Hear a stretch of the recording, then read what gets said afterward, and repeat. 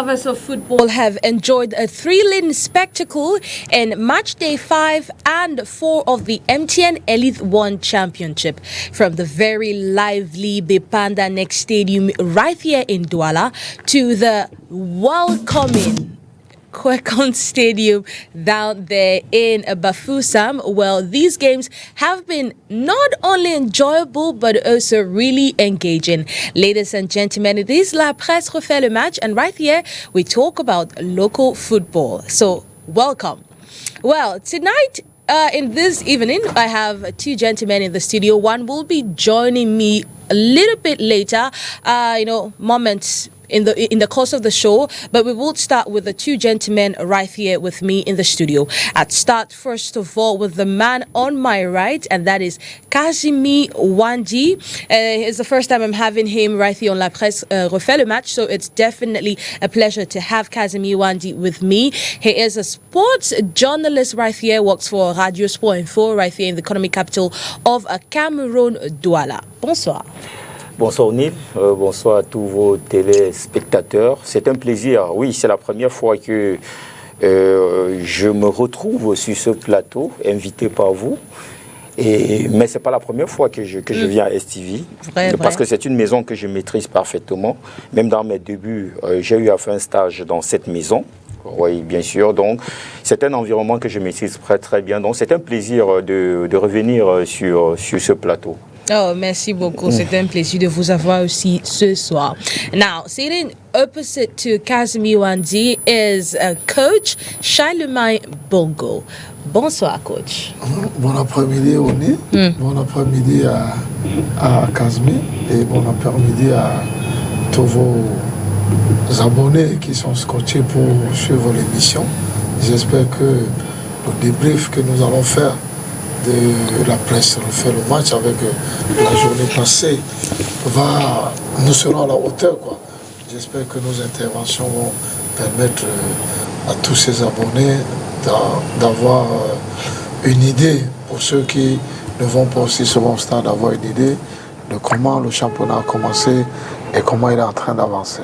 Okay, merci beaucoup pour ce belle parole, those beautiful words. Indeed, you guys would get to know about the match day 4 and 5 of the MTN Elite 1 Championship. We will look at the Guinness Super League. Yes, this women's top flight competition has been launched. It was launched over the weekend in Douala. And the MTN Elite 2, we do a preview on that because it would open tomorrow formally. So, local football is actually really active. The local football scene is really active this period, and I'm sure you guys, all those fans out there, would have something to entertain you. You would find what you want to watch. If it's not Elite 1, then you go for Guinness Super League or MTN Elite 2 Championship.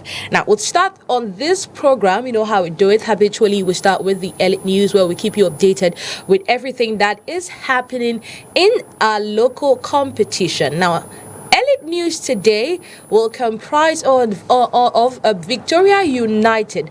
You know what Victoria United has been on the news recently. This side that failed to show up in their game against Apple on Saturday. Well, they had a really quick meeting on Monday with quite some tough resolutions that we will be looking at in the Elite News today. We'll also talk about the new draw of the MTN Elite 2 as well. Well, let's get the jingle and then get to find out all in our report.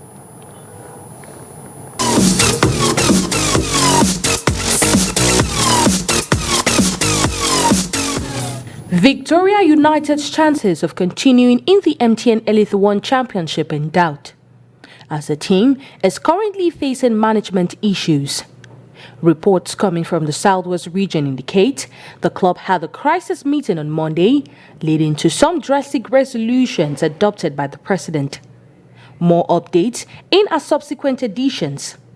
Silver Clay champions of the season after just 3 playing days, Opopo has a lineup of defeats in their last 3 encounters. The side failed to show up for match day 5 challenge against Apaches in Limbe. In terms of showing up, fans of Dinamo de Douala and Bambutus de Buda lived up to the occasion at the Bepanda Next complex on Sunday. The highly enthusiastic supporters defied safety rules just to catch a glimpse of the action. With a 2,500 quota attained, the remaining flock squeezed between seats, sat on the floor, climbed stadium walls, while those outside perched on rooftops and balconies. More returnees in the MTN Elite 1. Emmanuel Ricardo Mahop is the latest recruit at Coton Sport de Garoua. The forward's field transfer to Yanga SC sees his return to the championship with title holders for one season. A laudable gesture worth mentioning in today's elite news is the Brazilians of Bipanda showing support to wounded teammate Belo Zabo after the latter was ruled out of football for 2 months. Zabo recently underwent a surgery for a left arm fracture sustained in Les Astres game against Canon in Douala. Union Sportive is announcing recruitment for its under-13 to under-19 players between October 25 to 26, 2023 in Douala. This will go on at the Camtel Bay Panda Stadium. In Elite 2, a fresh draw was conducted on Friday following the reintegration of Panthère Dundee. Pool A houses Yafut, TKC, Aigle Royal, newly promoted Bafoumen United and regional mate Fonches Street, Hassan of Bafoussam and Unisport. An Eyes of Hope Academy of Limber in Group B has opponents like Jico FC, Panthère Dundee, Rangers of Bafut, Douala-based outfit Léopard of Douala, Eding Sport and Dragon de Yaoundé.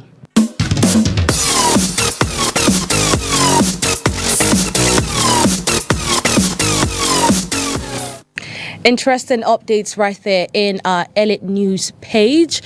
We see last season's top scorer, Emmanuel Mahop, that is back in the championship, and just that's what I want to look at with you, Casimir, because you've been following this championship for a very long time. You know, what exactly is happening? Is it at the level of the quality of our local championship? Because we see a lot of players, they go out, they don't even get that kind of big transfer for divisional side in Spain, Albania, stuff like that, and before you know it, they're back.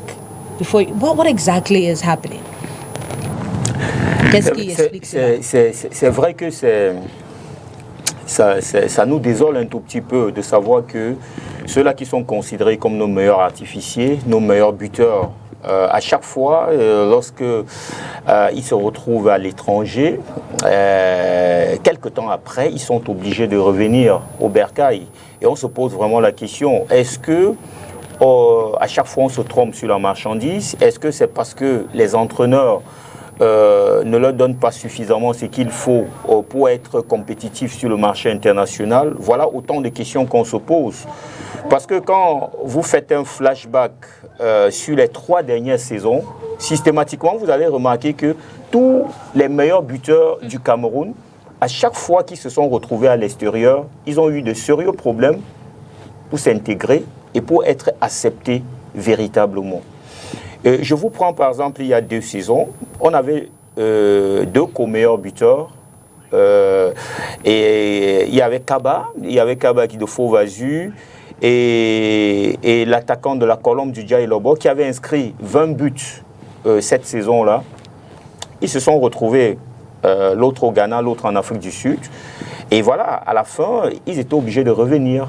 Et c'est vrai que par après, il y a un qui se retrouvait en Afrique du Nord. Et Kaba est revenu à Faux-Vazu avant de repartir. La saison dernière, on avait Emmanuel Mahop, comme vous l'avez dit, le voilà, il est revenu parce que bon voilà, il a eu des petits soucis en 2e division du côté de l'Arabie Saoudite. Alors on se pose la question, mais qu'est-ce qui ne va pas? Et vous vous souvenez aussi, une année bien avant, Marou Souabou, qui était même d'ailleurs, c'était l'un des meilleurs buteurs de notre championnat parce que cette année-là, je crois que c'était Kemajou, il disputait le titre de meilleur buteur avec Kemajou Dibama. Et voilà, il a eu des soucis avec Orlando Pirates. C'est vrai qu'il n'a pas eu de temps de jeu la saison dernière. On avait même l'impression qu'il devait revenir. Heureusement qu'en fin de compte, il est resté. Voilà, c'est autant de soucis pour nos attaquants. Est-ce que on a ce problème de comment je peux dire, ce travail spécifique qui n'arrive vraiment pas à être vu chez ces attaquants-là, malheureusement, et ça se déteint même sur nos sélections nationales. Voilà, et quand à la base, on n'arrive pas à trouver des tueurs de surface, c'est normal que les sélections aussi en souffrent. Et on espère que nous allons vraiment tirer des leçons parce que nous sommes à une période, nous sommes dans un contexte où nous voulons que ce football retrouve toute sa grandeur, comme l'a dit le nouveau bureau exécutif de la Fédération camerounaise de football. Et ça devrait aussi passer par ce travail bien fait et que ces acteurs, que ce soit vraiment des produits qui sont prêts à l'emploi. Okay, j'aimerais prendre just just few minutes. I would like to ask you the same question, coach. I mean, you're a coach. You've coached several elite sides in Cameroon. Why is it that these players do not get really profitable transfer? And also, why do we see them come back after just a short period of time? Oui, c'est une question importante et sérieuse, surtout que dans le déroulé de Casmé, il a interpellé les entraîneurs. La question que je me pose, est-ce que ces gars ne partent pas de manière précoce? Est-ce que c'est parce que quelqu'un a été meilleur buteur en une saison qu'il est suffisamment aguerri pour aller affronter un autre championnat? Quel est le niveau du championnat dans lequel il est allé et quel est le niveau avec lequel il est parti? Moi, j'ai l'impression que c'est de manière précoce. Et qu'est-ce qui provoque tout ceci? Qu'est-ce qui crée cet exode de ces joueurs qui partent, qui ne sont pas à maturité et qui reviennent? Moi, je pense que c'est les conditions dans lesquelles ces gars travaillent. Bon, peut-être quelqu'un, Casmi va me rappeler que Maro Soaibou sortait quand même de coton qui est suffisamment nanti. Moi, je pense que le fait que nos joueurs ne soient pas suffisamment rémunérés, parce qu'il est difficile, il faut le dire, il est difficile qu'au Cameroun, un joueur de première division soit capable de faire face à tout ce qui est comme charge. Parce qu'il y a lui-même, il y a la maison qu'il doit payer, peut-être qu'il est marié, il a même déjà les enfants, il y a les petits frères, il y a les petites sœurs. Bon, il y a tout un environnement ou bien une grosse responsabilité qui est autour de lui et il faut qu'il fasse face à ces choses-là. Est-ce qu'il gagne suffisamment pour se prendre d'abord lui-même en charge? Je crois que c'est compte tenu de cette précarité que nous voyons des joueurs qui ne sont pas suffisamment à maturité, qui partent et qui reviennent. Je crois que c'est là le véritable problème. Si un gars gagne suffisamment sa vie ici et qu'il soit capable de résoudre aussi les problèmes de ceux qui peuvent le solliciter, je crois qu'on n'aurait pas des joueurs qui partiront de manière précoce. Maintenant, pour répondre à la question de Casmi, est-ce que c'est nous, les entraîneurs, qui ne travaillons pas suffisamment? Et je vais dire que le problème n'est pas au niveau des entraîneurs, parce que nous travaillons dans des projets éphémères. Tu arrives dans une équipe pendant une saison, à peine la saison est terminée, soit tu ne termines pas, soit on ne te renouvelle pas. Tu as travaillé avec un gars, peut-être qu'il était sous une année de grâce, ils sont meilleurs buteurs. Mais ce qui, en une saison, toi l'entraîneur, qu'est-ce que tu peux donner à un joueur en une saison? C'est très insuffisant. Pour que tu donnes à un joueur suffisamment, ça veut dire que d'armes, pour qu'il aille challenger ailleurs, il faut que tu aies travaillé avec lui au moins pendant 2 saisons, au moins. Parce qu'on commence à voir même le résultat, le travail d'un entraîneur après, à partir de la 3e saison. Hein. Parce que la première saison, c'est une saison de mise en place. La 2e saison, on commence à titiller un peu, on commence à réajuster. Dès la 3e saison, on commence à voir les fruits. En ce moment, si tu es chaud, on sait que là, il y a un problème. Mais si un entraîneur n'est pas dans un projet, le joueur, lui, sera dans le projet comment? Un joueur peut être dans une année de grâce, ils sont meilleurs buteurs, mais ça ne veut pas dire qu'il est prêt pour aller challenger dehors. Donc il y a tellement de choses à dire sur ce sujet qu'on ne saurait s'étaler là-dessus parce que ça va nous prendre assez de temps. Le processus pour qu'un joueur soit aguerri pour aller affronter un championnat un peu plus jupeux, parce que ces gars sont revenus, tous je crois qu'ils sont allés en Arabie Saoudite, bon, en deuxième division, je ne pense pas que c'est quand même plus élevé que chez nous, mais il y a le climat, il fait très chaud, est-ce que c'est le problème d'adaptation? Maintenant, en Afrique du Sud, c'est un championnat qui est quand même suffisamment relevé quand on regarde les équipes sud-africaines, en l'occurrence Mamelodi qui est constamment dans les pôles et qui est dans le top en Afrique, on comprend que ce n'est pas aussi facile. Le même Mamelodi a joué Coton. Moi j'ai causé avec certains joueurs de Coton. Quand tu regardais Mamelodi et Coton, eux-mêmes les joueurs te disent que on avait l'impression que c'est pas le même niveau, que c'est le jour et la nuit. Donc on comprend que pour qu'un gars parte d'ici pour aller challenger ailleurs, il faut qu'il soit suffisamment aguerri. Il faut qu'il soit même meilleur buteur sur 2 saisons d'affilée. Là, on comprend que c'est un gars qui est déjà prêt. Okay, merci beaucoup. That's to say we just have so many factors have to contribute to their early return to Cameroon. Well, I guess that it's on that note that we'll close the first segment of La Presse fait le match, and we'll move over to the second part where we talk about the games. We'll move on to the second part where we talk about the games, to do a recap of match day 4. Then quickly we move over to match day 5.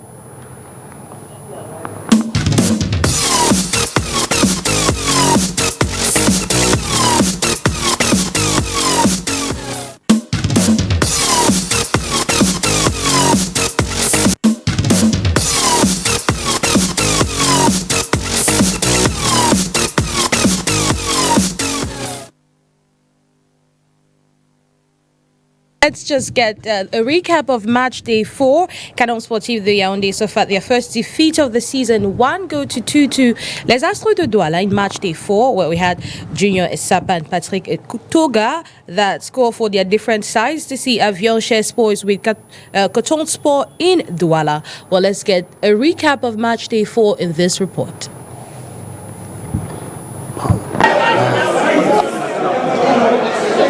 Patrick Etoga's strike in the final quarter of Coton Sports' clash against Avion Academy was enough to see title holders walk away with a point in match day 4 of the MTN Elite 1 Championship.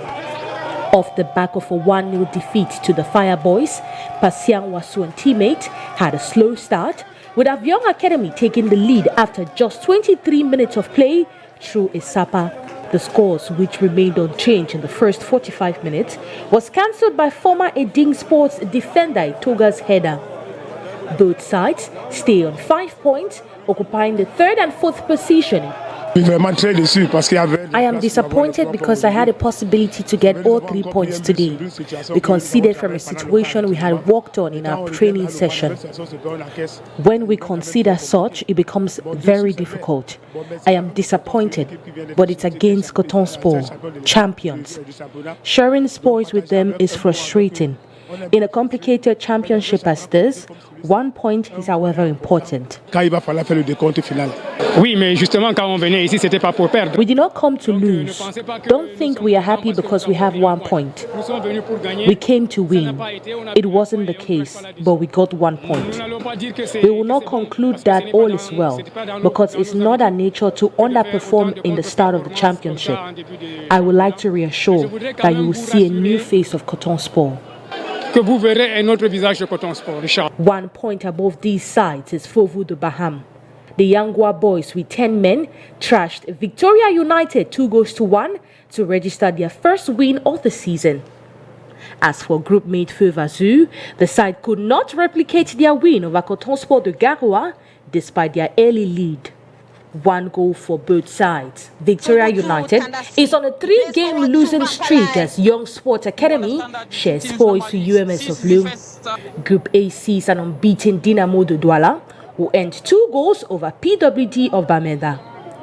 Kanong and Kolom failed to pick up maximum point as goals from Banjok and Amanko discredited Paul Harry Chiko's efforts. AS Fortuna were the big losers of the day, conceding 3 goals to Bambutus de Buddha. Well, you've listened to that report that gives you a recap, an idea of what happened in match day 4 of the MTN Elite 1 Championship.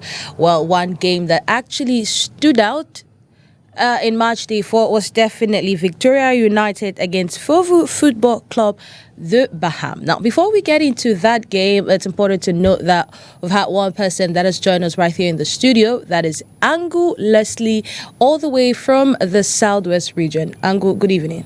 Good evening, Oni. Good evening to the co-panelists. Good evening to your mass audience across the globe. It's my pleasure being on your platform to share my little experience and share with my brothers and you, hoping that the little we provide will edify the audience we have out there and also help in the growth of Cameroon and African football. Thank you so much for joining us despite the problems you faced coming here. You finally made it, so we say thank you for joining us. Apologies for being slightly late No, to you and to the audience of STV. Thank you so much for delivering that apology. Apology accepted from my end. I don't know about the viewers, but I'm sure obviously they would accept that apology as well. Now, Victoria United against Fovu Football Club de Baham. Coach Chak, quand même vu même les temps forts du match là? Vous n'avez pas vu ça? Non. Okay, so I want to talk with Kazimi on that because there were two... So, like 2 instances. The instance, Fovu Football Club de Baham, 2 goals from a penalty, and Victoria United is actually mad about that. I'm sure you, as a sports journalist, you must have come across that game. When you look at the action, what do you think about it? C'est vrai que c'est toujours difficile de faire une appréciation lorsque nous ne sommes pas vraiment dans le stade. Et surtout, se greffer à la place des arbitres, c'est parfois difficile. Maintenant, regarder les images et avoir une appréciation, même quand vous donnez votre point de vue, ça prête toujours à confusion. Mais ce que nous avons vu circuler, personnellement, s'il faut donner mon avis, je pense que il n'y a vraiment pas à rougir, parce que quand je vois la réaction des joueurs de Victoria United estimant qu'ils ont été floués, que l'arbitre n'a pas dirigé le match de façon correcte. Avec ce que j'ai vu, moi je trouve que c'est pas du tout logique. C'est pas du tout logique.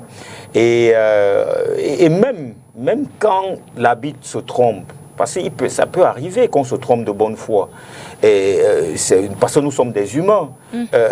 Mais quand le président Valentin Coin qui est prêt à s'énerver parce que il estime que l'arbitre n'a pas correctement fait son boulot, je suis sûr et certain que lui-même il a déjà eu à faire des erreurs dans sa vie. Et je ne pense pas qu'on l'a mis sur la croix pour le crucifier. Donc parfois il faut toute raison garder, ça reste le sport. Il faut avoir de la hauteur. C'est ça qu'on appelle un gentleman. Donc, quand vous avez, même quand vous vous sentez floué dans une situation, dans un match, mais à la fin, quand vous sortez, vous essayez de rester grand dans votre attitude. Il y a des voies de recours. Vous avez la possibilité de porter réserve au cas où vous n'êtes pas satisfait de ce que vous avez vu sur certains faits de jeu. Voilà la raison pour laquelle on donne la possibilité, que ce soit au capitaine, que ce soit un responsable du staff, de porter réserve. Et il y a des chambres juridictionnelles qui sont donc chargées d'étudier et de travailler là-dessus, de mener des enquêtes. Mais venir vouloir se rendre justice, moi je trouve que c'est pas la bonne méthode. Au-delà de tout, Fovu Club de Baham a remporté ces 3 points. Et nous sommes obligés de nous arrêter à ce niveau.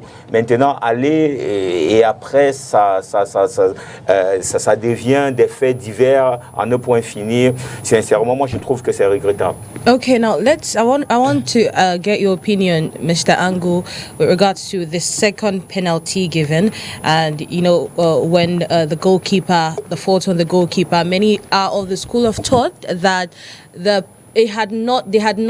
ball was not in play, and so it should not have been a penalty, that something must have gone wrong at that point. What do you think about that? You really want my opinion about everything that happened around that incident. It's difficult to make a call about it, but I want to look at it as a pedagogist in the game. I don't want to look at a particular incident. I would want to look at what should have been done differently by the players, because I think we do this not just maybe to be hard on the referees, to be hard on the clubs, to be hard on the federation. We do this sometimes to also educate. I think a goalkeeper could have handled that different if the goalkeeper was more experienced. Maybe the Andre Onana, or maybe the Fabrice Ondua, and even some of the local goalkeepers in our local championship. He could have handled that differently.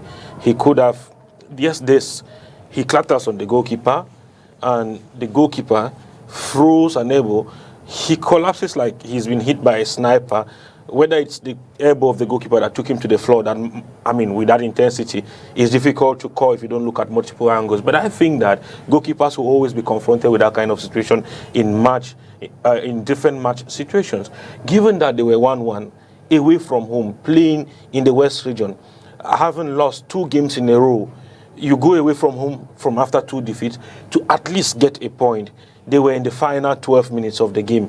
You have that kind of incident where a forward comes to you because he wants to break play to prevent you from restarting, from launching a quick counter. What you do, you keep your ball, you go to the floor calmly, and the referee whistles, and they start from a dead ball situation, and the center forward or the attacking player is booked for delaying restart. It wasn't actually a restart situation because the ball was in play, but the goalkeeper was impeded from quickly releasing the ball. So I think this is what can be done if a goalkeeper with more experience is confronted with that situation. Now, the call from the match officials, I think I've watched an AFCON qualifiers game where an incident of the same magnitude happened, nearly close, and another referee made another decision. He issued a red to the goalkeeper, and they issued a yellow to the player that impeded quick relaunch of play, and then started from a dead ball situation, not a penalty situation, but a dead ball situation in advantage of the team that had the ball in play, that is the goalkeeper. But it's down to appreciation. The referee in this case decided to make a different call about it. I think it was a very, very tough one. It was a very, very tough call in my view, but you don't give referees chances like that to make a big decision against your team away from home. If it's at home, sometimes it can be different, but away from home in a championship where 3 points are very, very hard to come by, I think he shot himself in the foot. Okay, he shot himself in the foot. Talk about refereeing decisions in Douala. Canon against Les Astres de Douala. Coach, we met in that game, coach. And, Canon Sportif, there's this goal that was ruled out for offside, and supporters in the stands kept saying that goal should not have been ruled out for offside. Now, I brought this situation in because I want us to look at it as a coach. In a game where you think the referee might not be taking decisions that favors your team, or might not be taking the right decisions, and it's unfortunately against your team, how do you galvanize your players to stay, calm and continue the game? Généralement, moi je prends mon cas personnel. Mon cas personnel, j'ai toujours préparé mes joueurs, ça veut dire à considérer l'arbitre comme un adversaire. À partir de là, les erreurs de l'arbitre peuvent être acceptées par mes joueurs. Je ne me souviens pas avoir joué un match où l'arbitre a apprécié, c'est-à-dire que de manière naturelle, peut-être une décision contre nous, où je me suis affolé, où j'ai demandé peut-être aux joueurs. Parce qu'il y en a qui demandent même aux joueurs d'arrêter de ne plus jouer et tout et tout. Je ne me souviens pas avoir posé un acte comme ça. Pourquoi? Parce que je prépare toujours mes joueurs à savoir que l'arbitre est un adversaire. Pas adversaire de manière naturelle, mais adversaire parce que c'est la chair, c'est un être humain qui peut aussi apprécier de manière juste, mais dans les erreurs, tout le monde est sujet à l'erreur. Il n'y a personne qui va te dire que j'ai jamais fait d'erreur dans ma vie. Donc, à partir de cet instant, si on considère l'arbitre comme ça, on sera moins dans les émotions. Oh, alors on va mieux contrôler nos émotions. C'est vrai que pour avoir 3 points, on met suffisamment d'énergie pour avoir 3 points. Donc quand on voit les points s'envoler, même le nul qu'on pouvait avoir, qu'on soit en train de perdre, ça fait mal. Mais il faut savoir contrôler nos émotions. Parce que c'est aussi ça, le sport. L'arbitre est un acteur comme nous tous. Comme nous tous, il est sujet aux erreurs, il est sujet aux critiques. Donc, il faut préparer les joueurs à savoir que l'arbitre, de manière naturelle, peut faire une erreur. Maintenant, il y a aussi les arbitres qui viennent en mission pour flouer les matchs, pour faire gagner un adversaire et faire perdre un autre. Je ne vais pas faire dans la langue de bois. Ça va être comme si ce championnat, je ne le vis pas. Nous avons assisté à des matchs où l'arbitre est venu faire perdre une équipe. Il y a des choses que je ne vais pas dire sur le plateau ici, des échanges que nous avons souvent eu avec certains arbitres. Donc il faut être à la hauteur de toute cette situation. Moi, j'ai perdu un match, je vais taire le nom de cet arbitre, j'ai perdu un match lorsque j'étais encore dans les Astres à Yaoundé, face à une équipe qui jouait le maintien, où l'adversaire carrément étant au sol, a fait la passe de la main pour qu'on égalise lorsque nous menions. Mais cet arbitre et moi, on a fait pratiquement 2 ans, on ne se parlait pas. Mais je vais vous raconter une histoire très, très drôle. Pendant que j'étais dans la Colombe, j'étais plus dans les As. C'est pour ça que je n'aime pas faire les commentaires sur les arbitres, parce que c'est des êtres humains. Ils savent aider, ils savent aussi comment ils peuvent faire pour tuer. Cet arbitre m'a aidé dans un match, parce que j'estime qu'il m'a aidé. Dans un match extrêmement difficile, lorsque j'étais dans la Colombe, un match à Garoua, où nous revenons à 2-2 contre Coton, et Coton a une action qui fait le 3e but, un hors-jeu qui était discutable, mais si on avait validé ce but, personne ne se serait plaint. Mais il a insisté avec son fanion, ce but, le 3e but de Coton a été annulé, et nous avons fini avec un score de 2 buts partout. Et c'est ce nul qui nous donne la force d'aller chercher le maintien l'année là, parce qu'on venait de perdre le match contre New Star, et c'était la première journée de la phase retour, et après ce nul, on n'a plus perdu jusqu'à la fin. J'estime que si on avait perdu ce match, on se serait enfoncé, mais le nul là nous a donné la force de continuer le championnat et d'aller chercher le maintien. Donc parfois les arbitres, il faut savoir, ça veut dire que accepter leurs erreurs, auquel cas on va tuer les arbitres à tous les matchs. Donc nous devons comprendre que c'est des humains qui peuvent être sujets à erreurs et à critiques. L'arbitre parfois peut être même mal placé. Souvent il n'apprécie même pas. Il y a des arbitres souvent qui sont mal placés si on est vigilant dans les matchs. Peut-être parce qu'il était mal placé, dans le doute, il apprécie mal. Donc ça peut arriver. C'est le foot, ça peut arriver. Mais coach, j'aimerais aussi ajouter que quand vous regardez en Europe et d'autres championnats mieux structurés que le nôtre, et aujourd'hui il y a la VAR. Ouais. Alors, si ces instances ont donc décidé qu'il faut mettre la VAR pour aider les arbitres, ça veut dire qu'ils reconnaissent que une appréciation humaine directe et à vitesse réelle, ce n'est pas évident. C'est pas du tout évident. C'est pourquoi on a institué la VAR. C'est pour limiter au maximum les erreurs.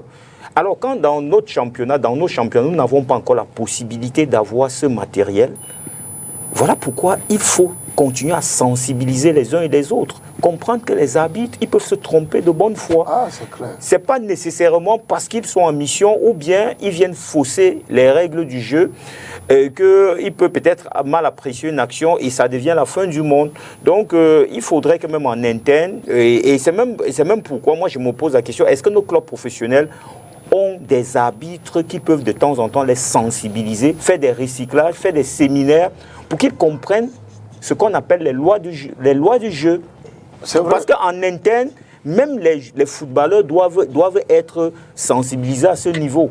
Et ils doivent bénéficier des recyclages dans ce sens. Et je suis sûr et certain, si on le fait, on va limiter au maximum ces cas de violence que nous voyons dans nos stades. Casmi, ce que tu dis est pertinent. Est-ce qu'on a les moyens pour faire ça? Non, on a les moyens. Comment une équipe peut recruter oui, bien sûr, un arbitre pour venir... Pour être consultant, c'est-à-dire pour venir... Je parle de la VAR.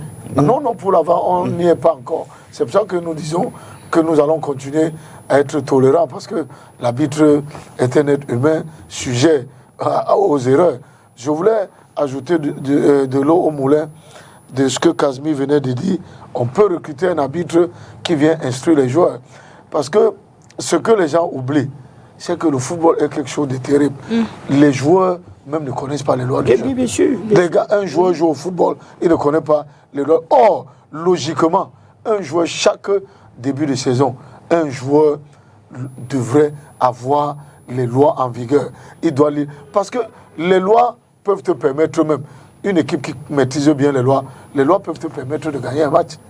Il y a beaucoup de joueurs qui ne connaissent pas les lois du jeu. Si tu maîtrises les lois du jeu, tu peux gagner un match. Parce que pendant que tu peux exploiter ça, pendant que l'adversaire pense que ici il y aura hors-jeu. Toi qui maîtrises les lois que dans cette action-ci, il n'y a pas hors-jeu. Tu marques ton but, on met le ballon au centre. Après, quand on va lui dire la loi, il va comprendre que, mais attends, moi-même je suis con. Il y a même les entraîneurs qui ne maîtrisent pas les lois du jeu, qui discutent souvent pour rien. Oh, c'est important de connaître les lois du sport que tu pratiques. Parce qu'il y a beaucoup, qu'est-ce que je voulais dire? Il y a beaucoup de manque de connaissances dans ce que nous faisons. Parfois, un entraîneur ou les joueurs discutent souvent les décisions des arbitres à tort, parce qu'ils ne maîtrisent pas la loi. Ce n'est pas parce que l'arbitre a mal apprécié, mais c'est plutôt eux qui ne maîtrisent pas la loi, ils discutent pour rien. C'est pour ça que parmi nous, il y a des entraîneurs qui ne blaguent pas avec les lois de jeu.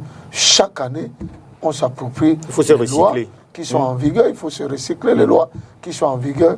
Et nous, il faut faire des efforts de recruter un arbitre qui peut instruire les joueurs. Merci beaucoup, Coach. Now, you've explained that really correctly, and it's with that we would end, obviously, match day 5. Let's move over to games in match day 4. Let's move over to match day 5. We'll look at the games played all over the country. We talk about Colombo Sportif Dijan Lobo that has broken the jinx as the South Regional side registered its first win in 10 months. Victoria United failed to show up for its game at the Limbe Centenary Stadium, and match day 5 was quite heated here in Douala between Dinamo de Douala and Bambutus de Buda. Well, let's get a recap in this report. Goals from Ghanaian Samson Kwasi and Dongo in both halves was enough to hand Dinamo de Douala her first defeat of the season. The overly hyped fixture of match day 5 saw two competitive sides risk it all for 3 points, one that ended up in the hands of the visitors. Le Bomba Job had settled themselves in the early minutes, with Lionel Ateba scoring the opener. Bambutus de Buda will answer present through forward Kwasi in the last minute of the first half. Substitute Dongo will complete the job in the 3rd minute of added time before receiving his second yellow of the day. This is Bambutus' first win in Douala after a 2-3 loss to Union Sportive at the Japoma Next complex. Away from Douala, David Pago's Stade Renard extended their unbeaten run to 4 games as 22-year-old Urish Ibakeleki secured the team extra 3 points against a pushful Young Sports Academy. Yosa has now failed to win a game this season. The Bamenzi Stadium breeds luck for PWG of Bamenda. The boys of Diodonin Care registered their second win of the season from the sport against AS Fortuna. Difortu Bless secured the winner, bringing his goal tally to 2. Title holders Coton Sport have compensated for their slow start in the championship. Daniel Breyad's boys overpowered UMS of Loom 4-1 in Garua. Fadil Issa, Aziz Bassane, and a brace from Daman were enough to secure the win. Fellow Garua mates Gazelle settled for a 1-0 tie with Olivier Nankan's Aigle de la Menoir. The Menoir boys are now on 2 draws, 3 defeats in 5 games. One team to have braved the earths in match day 5 is Colombe Sportif of Deja and Lobo. The South Regional side was yet to register a win since the start of 2023. After lining up draws and defeating the championship, Colombe has finally gotten its first win. The team saw Les Astres de Douala 2-1 on Sunday. Douala outfit Union Sportif on her part settled for a virgin tie with Canon Sportif, while Fovo Football Club of Baham gaslighted Feu Vassou 3-0 at the Ngwaikele Stadium on Monday. The greatest shock of match day 5 was the absence of Victoria United on the field of play on Saturday. Opopo had to host Apijes Dunfu in Limbe, but the Southwest outfit did not show up with no concrete reason in advance. Many speculate it is as a result of their 1-2 loss to Fofu Football Club of Baham. Goals from Ghanaian Samson Kwasi and Dongo in both halves was enough to hand Dinamo the...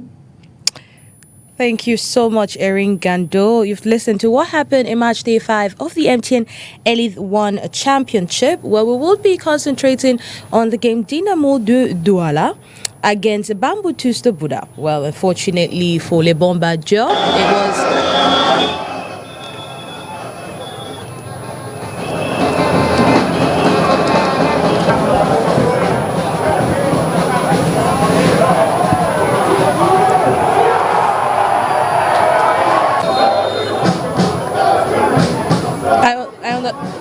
It's okay, it's okay, it's okay. Okay.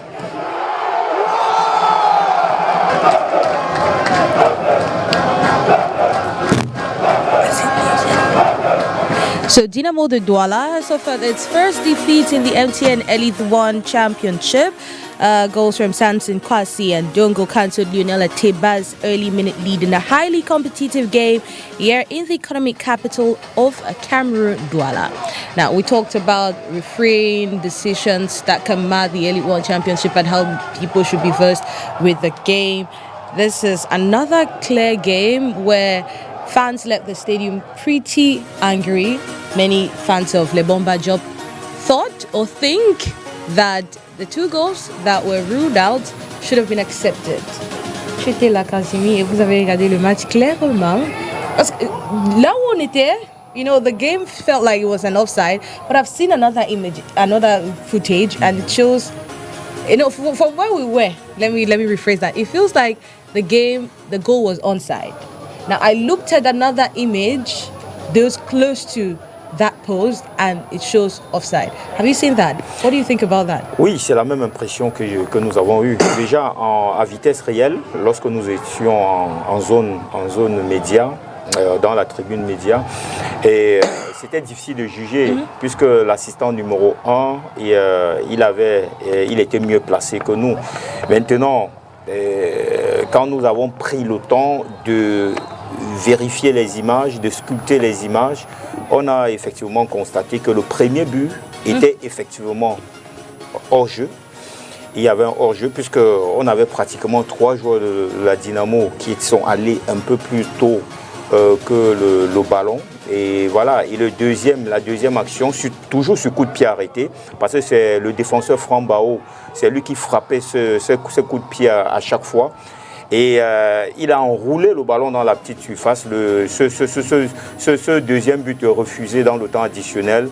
Et effectivement, il y avait une faute sur le gardien de but qui est sorti. Il a été percuté par un attaquant de la Dynamo avant que le ballon termine sa course au fond.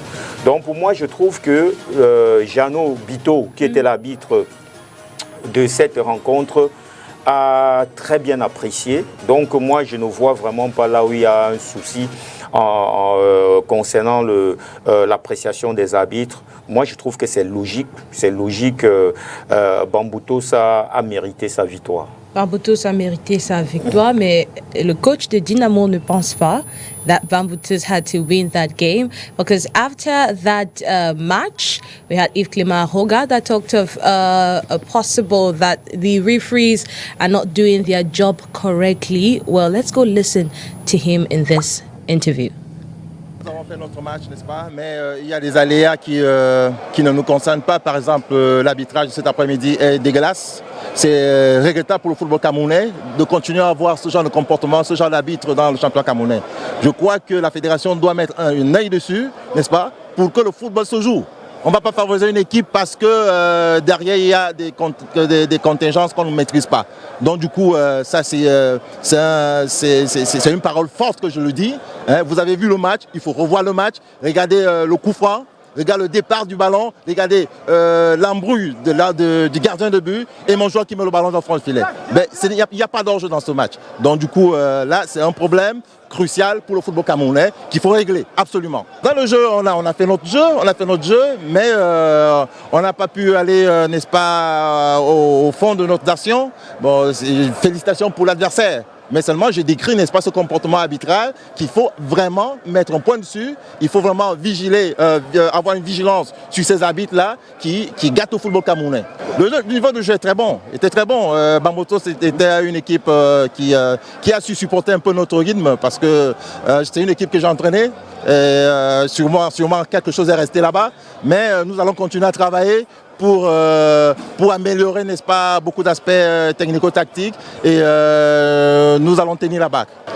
C'est toujours une bonne chose pour un avançant de marquer. Aujourd'hui, on n'a pas eu la possibilité de prendre les 3 points, mais je crois qu'au niveau spectacle, les supporters ont eu ce qu'ils sont venus chercher aujourd'hui. Il était question pour nous d'enchaîner aujourd'hui, on ne l'a pas fait, mais on reste confiant parce qu'on a un match difficile devant nous, qui est Canon de Yaoundé. Donc on va continuer à travailler pour la suite de la compétition. Oui, surtout des regrets de n'avoir pas marqué plus de buts aujourd'hui. C'est vrai, on voulait gagner, mais après, c'est un sport. Ça arrive et aujourd'hui, Bambutos a pris les 3 points. Nous, on est confiants parce qu'on sait ce qu'on a à faire et on va continuer à travailler pour la suite. L'arbitrage, c'est le football, ça peut arriver. On aurait aimé que l'arbitre ne lève pas leur jeu sur les 2 buts, mais ils ont décidé, bon, nous on passe dessus parce que nous, on regarde devant. On a un long championnat et Dynamo a envie de faire parler de lui et c'est ce qu'on essaye de faire.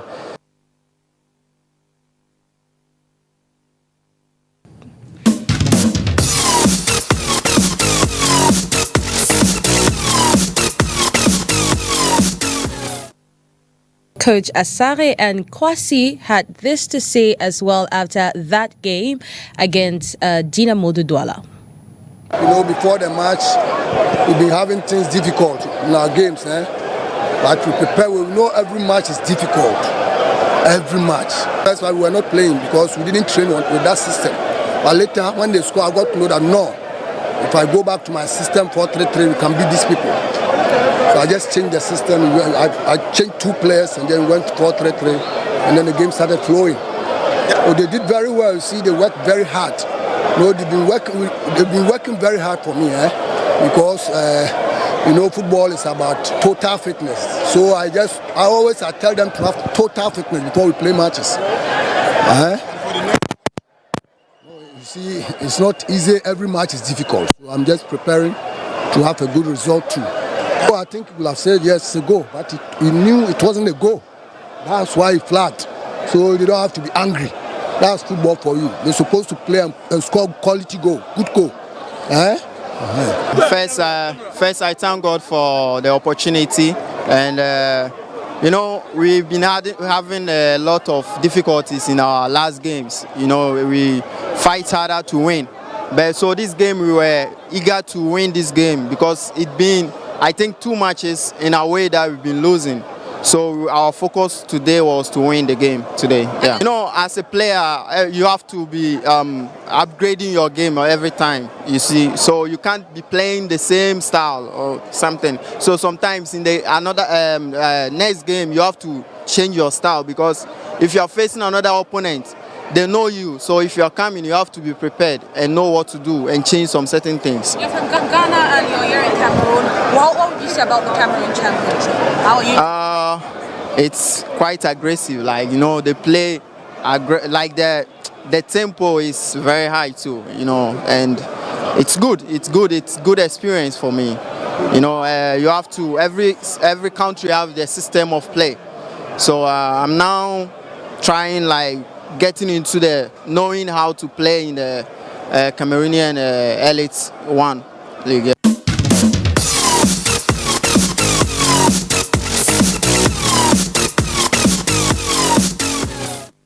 Well, it's football and anything can happen, but it's the attitude you maintain after that game that actually matters. I mean, you talked of how Lionel Atiba was really positive despite the notion that many have that it was actually the referee did make a wrong call in regards to those two goals that were refused. Oui, bien sûr. Et au-delà de tout, il faut avoir cette attitude positive. Même si vous vous sentez frustré, il faut être au-dessus. Le match est passé. Il faut rester focus sur les prochains échanges. J'apprécie effectivement la sortie de Lionel Atiba. C'est ce type d'attitude que nous voulons voir dans notre championnat. C'est-à-dire ces acteurs qui peuvent servir de modèle pour la jeune génération qui arrive derrière.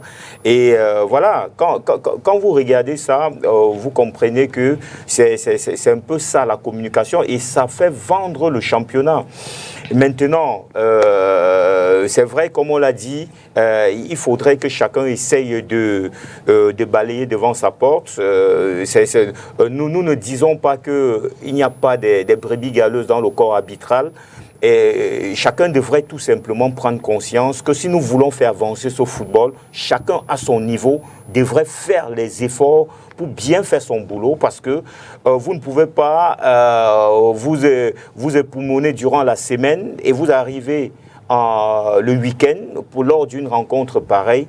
Quelqu'un décide de fausser la rencontre. Donc, c'est parfois logique de voir certains acteurs être frustrés. Mais, comme je dis, au-delà de tout, quand vous êtes un gentleman, même quand vous sentez que c'est pas vraiment ce que vous avez souhaité, vous restez fair play et vous tirez seulement les leçons. Et comme je l'ai dit, si vous avez constaté que les faits de jeu, certains faits de jeu n'ont pas été... vous avez constaté des manquements, vous portez tout simplement réserve. On aura le temps, la commission d'homologation et de discipline aura le temps de vérifier tout cela, de mener ses enquêtes et à la fin, on va tirer des conséquences. Well, I would want to actually dwell on the positive from this game, and that is the brilliant performance by Kwasi, a player from Ghana, and also the coach that is from Ghana, and also to draw a conclusion where you see foreigners that have actually been brilliant in the championship this season. Just to start, we have Amin Hive from Chad that has scored for Aigle Royal de la Menoir. We've also seen Ebube Chuku with Fufu Football Club de Baham. Kwasi that is on 3 goals with his side Bambutus de Buddha. What do you think about these foreigners in the championship this season? Well, it's not a thing of now. It's been happening like that for maybe 30 plus years. Even the great George Weah did play here, the Kofi Abre, and many others over the years. I think in recent times, the most successful, Kamilu Dauda of Cotton Sport, James Deba, and Marius Mwanimaji in 2017 when Cotton was the top scorer of the championship. It's good to have them come around, and it's good to, it sells the championship beyond our borders, which is what we want at the time when football is evolving globally. I think he's been helped by the fact that he's, as a centre forward, he didn't kick off for him well, but he has a national as his coach who understands him, who is helping him to adapt at the time when the coach is also adapting to the realities of the championship. I think that is something that works well for Bambutus, their strength in the corners. It's a team that is built on a very solid defense when you look at their defensive unit, and the link up between the defense, their midfield and the front line, helped by the skipper Ali Bitorondang, really helps him with all of his experience to do the sweeper role, pick the balls and find spacing behind either for Kache Boris or for Kwasi, who is on the other side. I think Bambutus have an all-round excellent team, and they want one of the sides to watch out for, but they must mellow down, they must go calmly, because over the years, coach knows, he's been part of the Bambutus setup. Over the years, what sometimes troubles Bambutus is they get carried away by a run of results and they start feeling like champions even before they get to the match of champions. So they have to calm down, go gradually, and see what go match after match and see what the championship provides for them. You talk about the referees. Those two referees with the major calls in the game, Menyepele Rodrigue was in the CHAN this year in Algeria, FIFA certified referee for more than 4 years now. Bito Jano was in the AFCON. Bito's the center referee, or the main referee of the game. He was in the AFCON under 17 just this year. I've watched the videos. All those calls are perfect. Thumbs up to those two, to the referees, all of them that were involved in the game. All those calls were perfect. Foul on the goalkeeper, an offside position before the departure of the other contestable effort. And I think that even when you're watching, permit me borrow from other championships, Premier League, La Liga, before the coaches come out to make a call, you see when there's a call and vice checking, you see Arteta or Pep Guardiola or Jose Mourinho, whichever, he's watching on his own monitor to be sure about the referee's decision before he comes out to contest. I think, in my opinion, Aroga is a friend. I respect him as a man and respect his effort in football. I think his comments were uncalled for, and I think we should find a way, the transitional league management body should find a way to measure comments that come from the actors about the game, especially because they don't have all of what it entails to analyze just after the game before coming out to make comments. Well, I think maybe it's just much emotions. It's manageable, madame. Surtout que Clément Rogue, à sa position même, ne lui permettait pas d'apprécier de façon juste he can even have the right, he can even be properly placed and see the appreciation of the referee is wrong, but he has to measure his comment afterwards. That's why you get from the Mourinho's, to ask you post-match, when you ask them about referee, they tell you, I don't want to comment about the referee. Because at the end of the day, it's a whole content. It's not just about the 2-1 win for Bambutus. It's when, now, he gets the whole, I think he should come out, even after watching the video, he should come out and apologize, because he talks about Cameroon football generally. Cameroon football is damaged, the federation needs to hit the table. It's not the federation organizing the league, there's a league management body. So sometimes when we get this emotional and we put everything to question, put all the efforts to question, it becomes a problem, because tomorrow, if you say Cameroon football has doubtful character, and tomorrow Dinamo emerges champion, and you go to the CAF Confederation Cup or CAF Champions League, depending on the final classification of the team, what do you expect? What image will your team portray? It will be the team that is coming from the championship with questionable reputation. So I think this sometimes, in as much as results may not go our way, I'm not saying theory, because some people say, oh, you're saying this thing just theory. Practicals. We were at the Interpol with my own club. We fit the first game, we didn't get the right result. The second game, we felt like the referee's calls made us not to get the right result, but we accepted, and we stayed in sports, like Kasmi said, professionally. You keep working, you keep believing in yourself. And sometimes we are the ones that cause the players not to work harder. Just come, there could have been an easier way out for him and a more motivating way for his team. We are Dinamo, we are newly promoted. We accept to lose against a team like Bambutus. They are more experienced in this championship. We have a good group that can go all the way. This is a wake-up call for my players. We have to go back and work and make sure that the next game we come out better. I take responsibility for the defeat, and we go back, we'll correct what went wrong today and make sure that we continue this championship as a better team. Congratulations to Bambutus. For us, we apologize to our supporters, but trust us, in the next game, Dinamo is going to do better against Kano. Simple.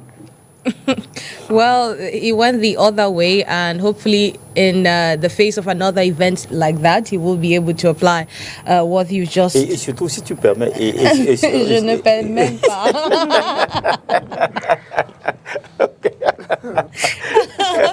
Well, we've spoken enough about the Buddha. So yes, let's move on to another game. Coton Sport de Gare against UMS of Loom. Well, Frank Ladonette's early goal served as consolation for UMS of Loom. That was battered by dynamic Coton Sport de Garoua in Garoua, where we had goals from Aziz Bassane, Fadil Issa, Daman Buba, and John Emmanuel. Let's listen to Coach Daniel Briad and also Chico Roger, first assistant coach of UMS of Loom.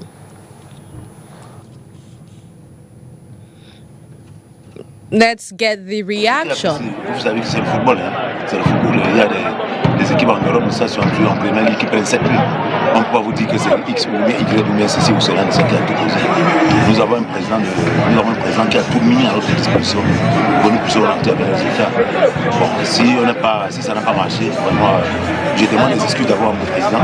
Si ça n'a pas marché, vraiment, c'était un jour sans. Le coup est trop long. Vous savez, il faut que la fédération essaie de voir encore les programmations. On ne peut pas faire à ce qu'une équipe joue à Bafoussam mercredi pour remonter à plus de 1700 km ça pour aller jouer, pour venir jouer à Garoua dimanche. C'est très difficile. C'est très difficile. Ça veut dire que les gars, depuis 4 jours, les gars n'ont pas dormi. Les gars n'ont pas pratiquement dormi. Pourquoi? Parce que quitter en Douala pour Bafoussam, Yaoundé, Ngaoundé, Garoua, non, c'est pas facile. Et on arrive à quel moment? Et on joue quand? Et les gars ont récupéré comment? On a passé toute la journée de jeudi à voyager, on ne s'est même pas entraîné. Hier, on arrive ici, vendredi, on arrive, n'est-ce pas, très tard dans la nuit. Qu'est-ce qu'on pouvait faire? Hier, est-ce qu'on pouvait encore s'entraîner avant le jeu? Donc, on a fait pratiquement 2 ou 3 jours, mais ça sans s'entraîner pour venir jouer contre le Coton. Donc, c'est normal, n'est-ce pas, pour Coton qu'on ait ces résultats. On prépare toujours les matchs pour les gagner, donc après il y a des scénarios différents. Aujourd'hui on a vu un scénario où on est mené au score, on n'a pas l'habitude de revenir, on revient et en plus on marque 4 buts, on empêche les 3 points d'une belle victoire. Donc félicitations aux joueurs qui sont toujours restés dans les principes de jeu du départ du match après le but que l'on a encaissé. Donc on est revenu dans ce match-là et on a fait la différence sur le reste de la partie. Le sport a toujours prouvé par le passé que des bons jeunes talents, des grands internationaux étaient présents chez nous, des futurs grands internationaux. Maintenant, les jeunes, il ne faut pas avoir peur de les faire jouer. Donc moi, j'ai pas peur de les faire jouer. Et à eux de saisir leur chance. C'est ce qu'ils font. Donc félicitations à cette jeunesse et que ça ouvre les portes encore au travail qui est bien fait dans notre académie pour la suite et l'avenir du Coton.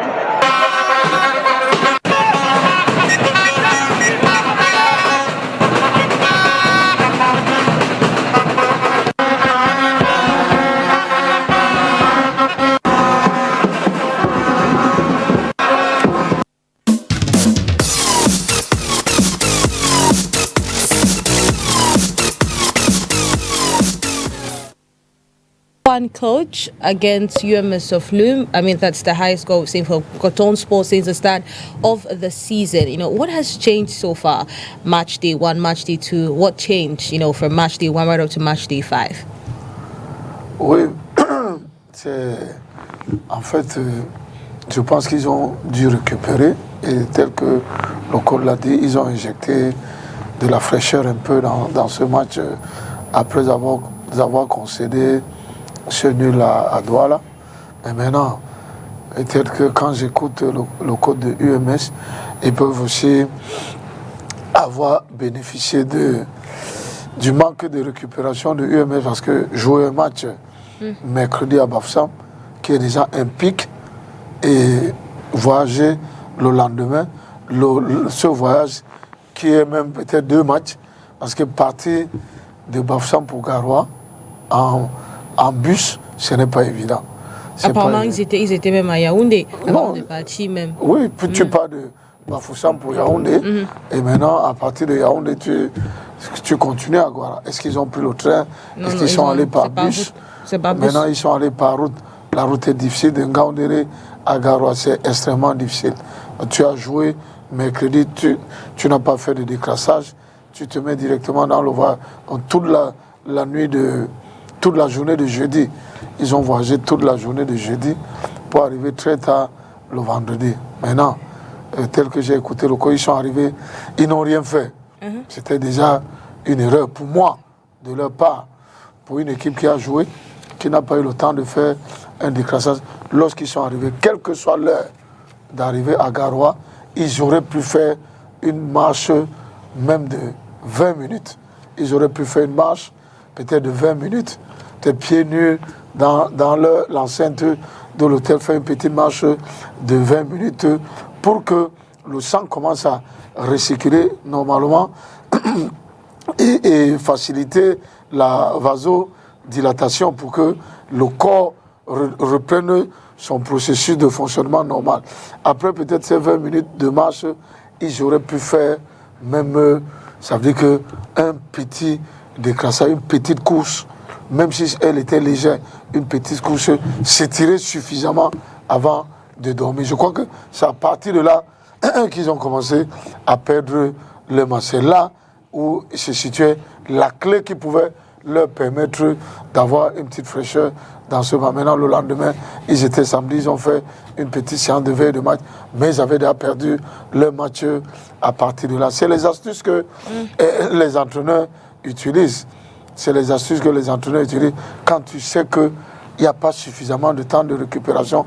Il faut avoir suffisamment de connaissances pour savoir quoi faire. Tu as joué mercredi, tu ne t'es pas entraîné toute la journée de jeudi, tu as passé le temps à voyager pour arriver vendredi très tard. Tu dors sans rien faire, il y a problème. C'est là où ils ont perdu le match. Ils auraient pu perdre peut-être ce match, même pas 2-1, peut-être même pas le même score de 4-1, mais étant quand même un peu plus frais. N'ayant rien fait le vendredi lorsqu'ils sont arrivés, je m'en tiens à ce que le coach a dit, à sa déclaration. Oui. Maintenant, sinon rien fait, c'est là où ils ont perdu le match. Mais ils ont quand même eu les capacités de mener au score. Oui, ils ont ouvert la marque. Ils ont ouvert la marque. Mais maintenant, ce qui est sûr, c'est que le reste a été engendré par la fatigue. Ils n'ont pas pu tenir. C'est la raison pour laquelle ils ont pris ce score. Maintenant, je crois que l'astuce que j'ai donnée, ils ont écouté. La prochaine fois, ils vont au moins utiliser cette astuce que j'ai donnée. Ça va aider. Les autres qui sont en train d'écouter, ils pourront faire la même chose. Parce que d'autres équipes peuvent être confrontées à ce même problème, à ce genre de situation. Ne dormez pas le vendredi lorsque vous allez arriver. Ne laissez pas vos joueurs dormir sans rien faire. Faites quelque chose. Okay, Coach, it's an advice not just to UMS of Loom, but also to other clubs out there, because we see the time when these games are programmed are really close Wednesday, and you have another game on Sunday, and if you're going, you don't have the finance to pay a flight you take, so it's going to be stressful, but it's a good advice that they can take. Well, just a recap of the table. We have Group A, Dinamo de Douala currently leads with 10 points, followed by Bamutus de Buda on 9 points. And at the bottom of the table is Aigle de la Ménois on 2 points. And in Pool B, Stade de Rennes actually has 10 points, the only side that is unbeaten since the start of the championship. Fufu has 9, and Young Sports Academy is on 2 points. Now, we move away from the Elite One Championship, would enter into the Guinea Super League. Guinea Super League that opened on Saturday here in the economic capital of Cameroon, Douala, with Authentique Fee defeating title holders Lekie by 4-2. Well, let's get a recap of match day 1 in Cameroon's women's top flight competition.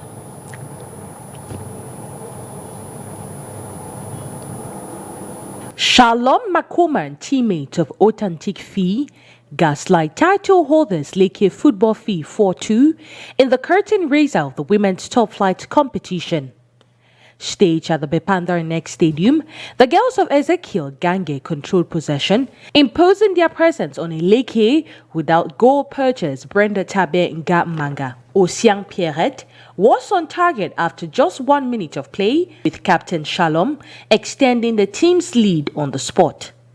At the 22nd minute, André Bilong will strike in a third, sending the game to half-time. Out of the dresser, Christian Kiki Meva will beat Mad Orhagmat to secure her team a 4th goal. one that will give her the first Women Guinness Equal title of the season. Tout ce que je peux dire, c'est que I thank my teammates and president for recruiting me. Last season I did not win the Guinness Equal title. This season I am first to win the title, so I am happy. The team and my teammates have helped me. I am new into the team. I did what I could, but it's still not enough. I will continue to work hard in preparations for our next game. As for Leke, substitutes Anik Lolita and Brigitte will save their honor with 2 goals. I did not recognize my girls in the first half. It's true we have mixed some new and old players, but we will continue to work hard. I believe the future is bright. The physical preparation was adequate. We did not play so many friendlies. We had just 2. I don't blame our failures on these aspects. We did not play well in the first half. We were forced to make 5 substitutions. The Women's Football League is on with more exciting encounters and so. La première rencontre avec les présidents de club et le nouveau repreneur de The first meeting with club presidents and new sponsors was a success. Ça a été It couronné was par crowned with a good performance we just watched. We can assure you that things will go on well. Thank you for honoring our invitation. Comme d'habitude, et espérons vous revoir aussi nombreux. Merci. In other fixtures, newcomers Itabong FC announced their presence in the Guinness Super League in style, defeating AS Awa 2-1. Afanyo Antoinette and Adelpha Berinier scored to cancel Annabelle Diane's lone effort for AS Awa. Amazon FAP lost to Caiman Phi 0-1, same with Jazz Sports against Eclesa. FC Ebolowa got the best of Louvre Minprof 3-0. As for AS Fortuna, the team managed a goal in their 1-2 loss to a Ding Phi. Well, we've listened to that. FC Ebolowa is the biggest winners because they have 3 points currently. Leads after match day 1 in the Guinness Super League. 3 goals. FC Ebolowa keeping a clean sheet. When we look at the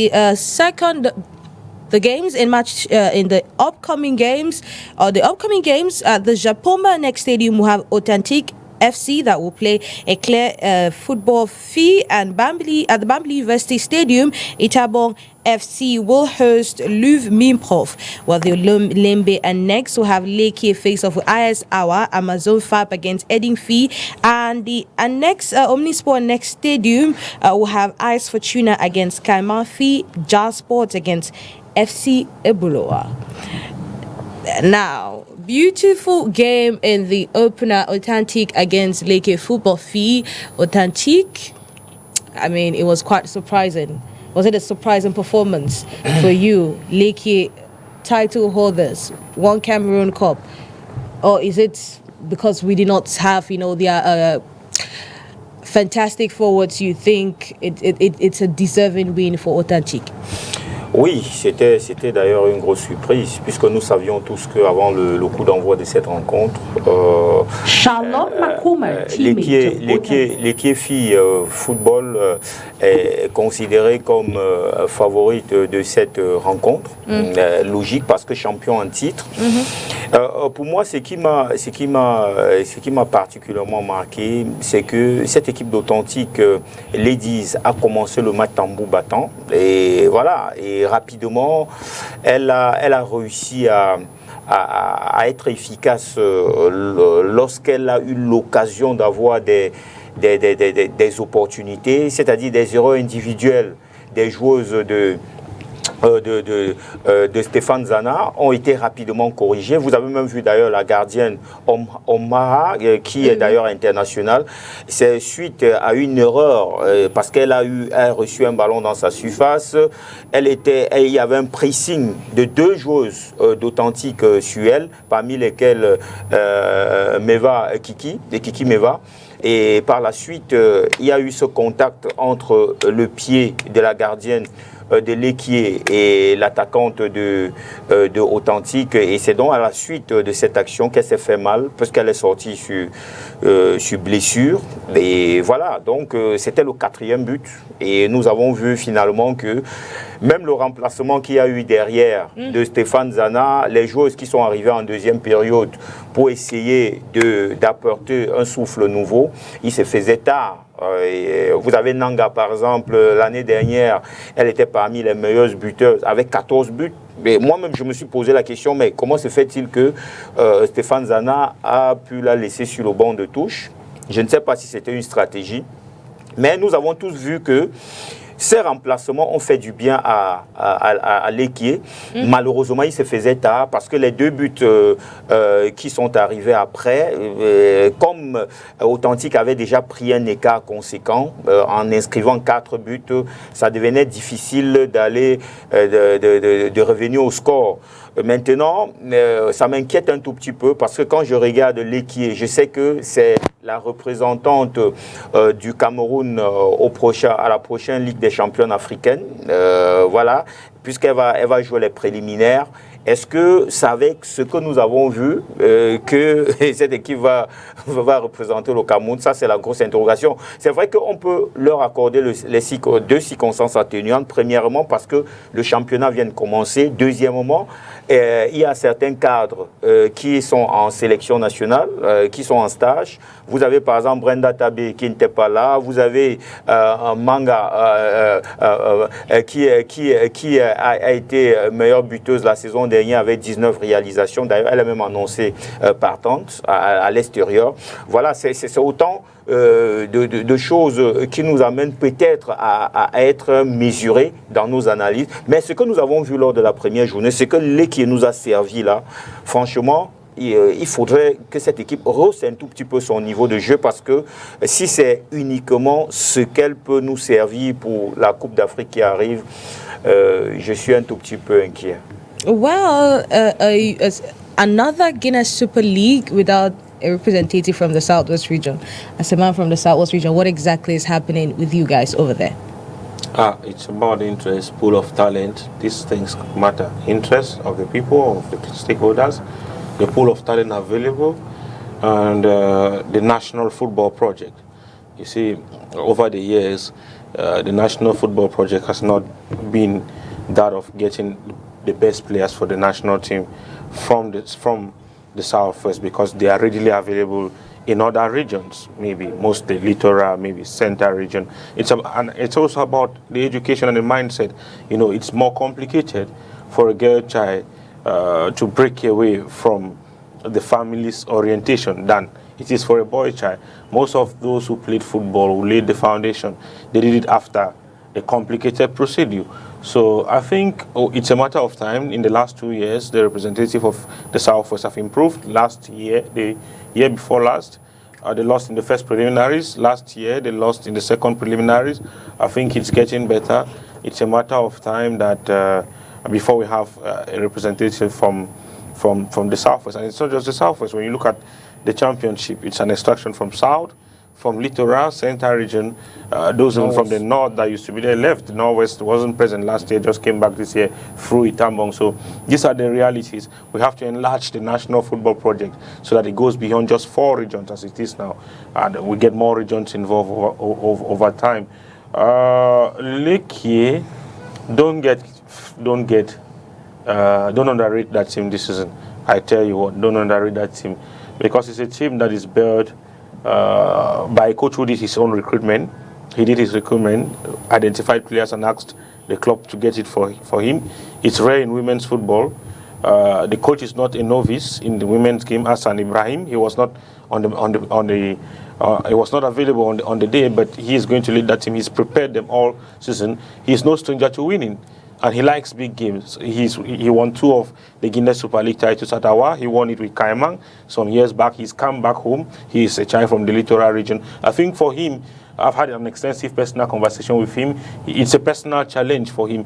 He wants to have a better season than it was last season. And you know, last season, Leke Authentic won in games that do not matter, but in big games, they falter, like against Eclair and Douala, like against the same Leke, home and away. So they have to approach big games differently.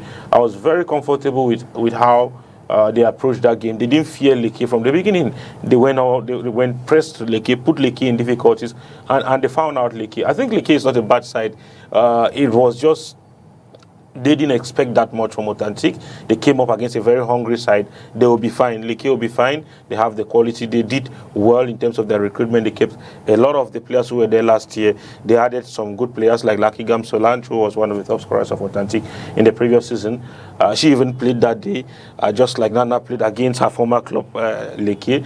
And unfortunately for Lucky Gam from Central Africa, from Chad, she didn't find the back of the net, but Nana got a goal for herself. So it's football.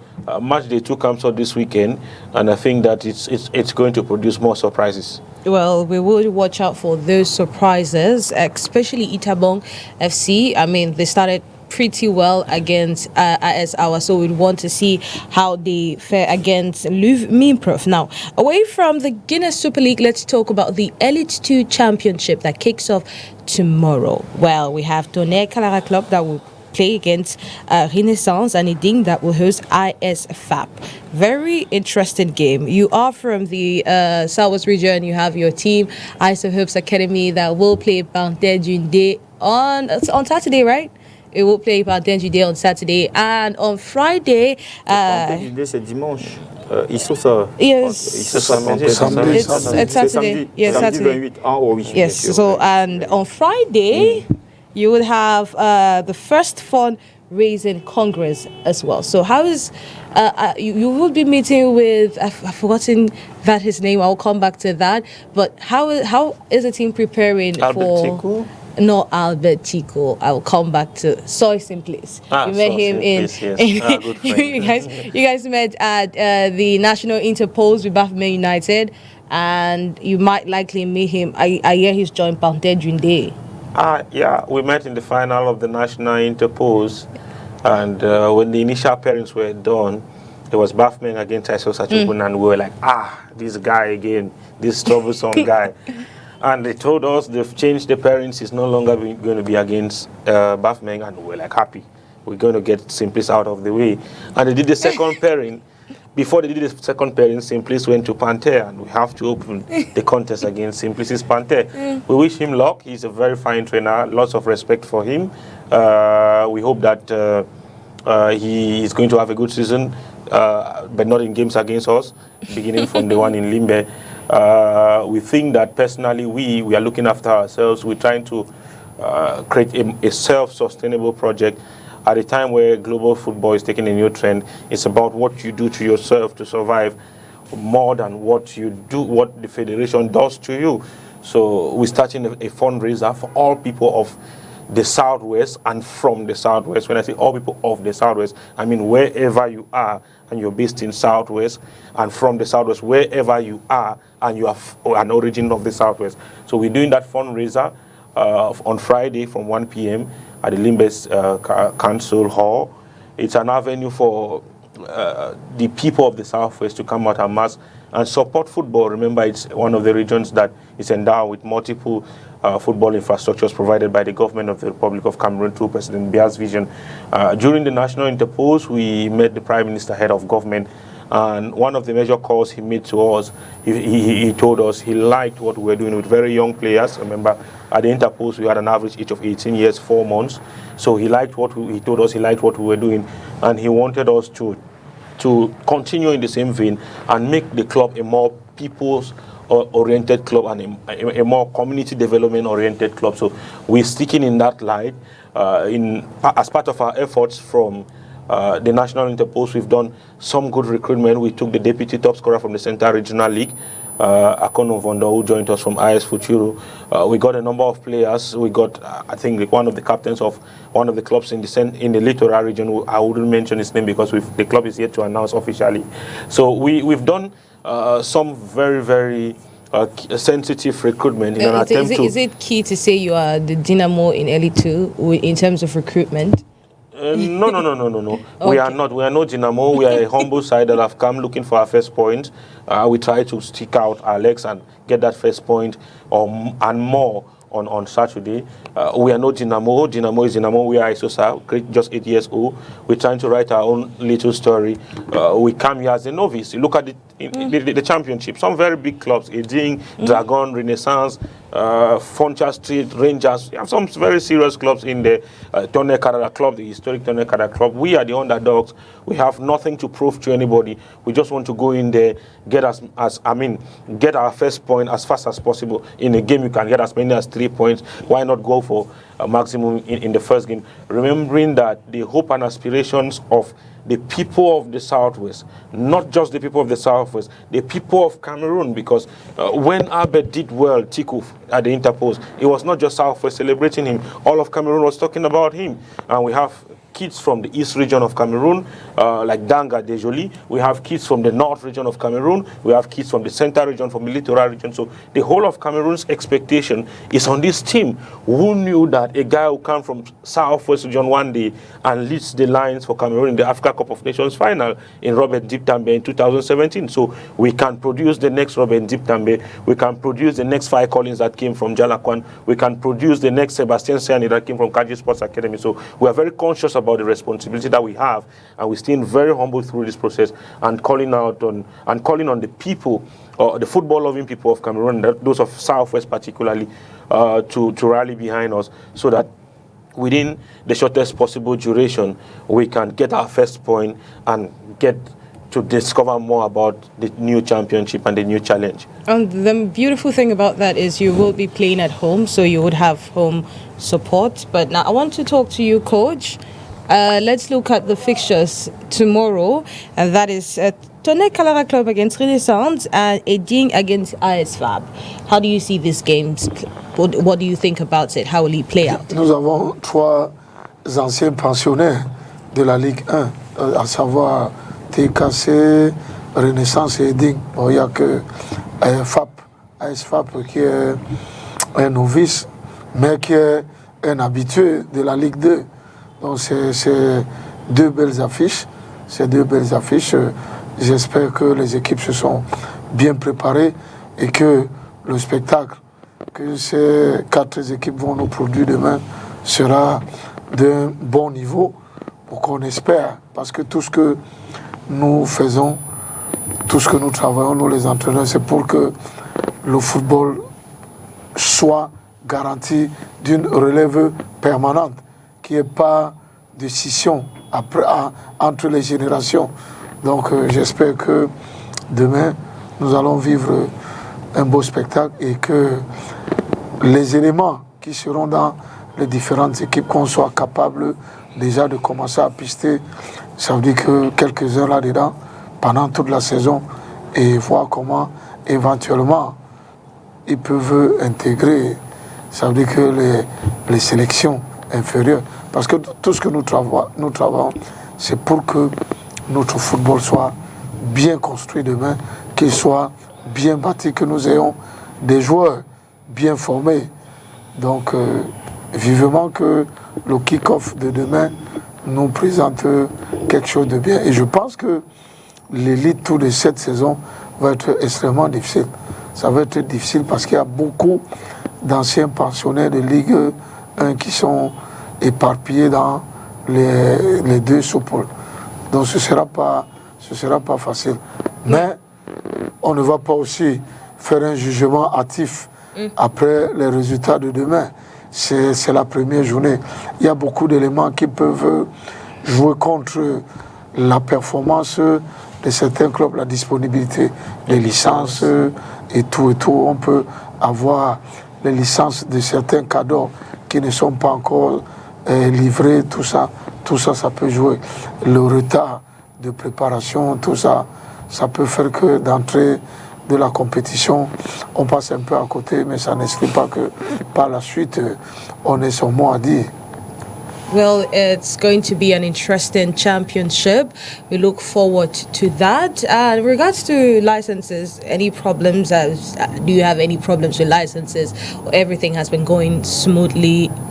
Les équipes de première de Ligue ont eu ça.